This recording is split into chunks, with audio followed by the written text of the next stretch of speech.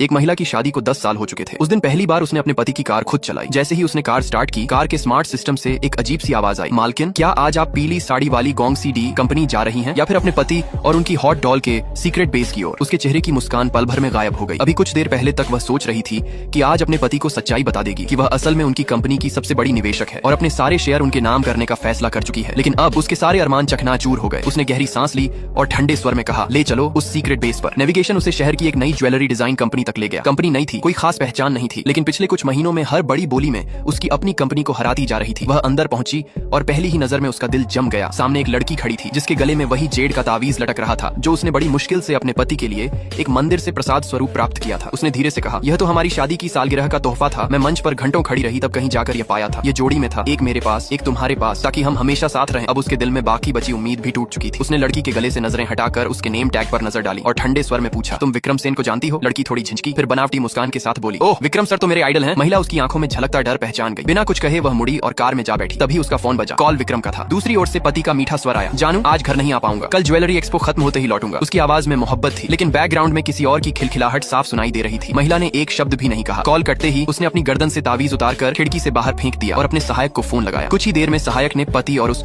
Hot doll के सारे record भेज दिए। उसने फाइलें खोली और हर पेज पर अपने साथ हुए धोखे को देखा। विक्रम वही व्यक्ति था जो कभी कहता था, तेरे बिना नींद नहीं आती, तेरे पास रहना ही सुकून है। पर अब उसी ने उसके 37 रातों की मेहनत से तैयार किए डिजाइन अपने प्रेमिका को उपहार में दे दिए थे। महिला की आंखों में अब आंसू नहीं थे, बस आग थी। उसने कहा, जिसे मैंने ऊपर चढ़ाया अब मैं ही उसे गिराऊंगी। वह सीधी अपने पति के ऑफिस पहुंची। उसे याद आया कि विक्रम अक्सर कहता था, मेरे सारे पासवर्ड तुम्हारे जन्मदिन पर हैं। उसने ट्राई किया लेकिन असफल रही। फिर अचानक उसे याद आया उस लड़की का जन्मदिन। उसने वही डाला और कंप्यूटर खुल गया। अब सब साफ था। पति ने न सिर्फ उसे धोखा दिया बल्कि उसके डिजाइन भी चुरा लिए। वह मुस्कुराई, ठीक है अब खेल शुरू। उसने हर डिजाइन फाइल में एक छिपा हुआ डिजिटल वाटरमार्क जोड़ दिया ताकि कोई भी उस डिजाइन को इस्तेमाल करे तो सिस्टम अपने आप सच्चाई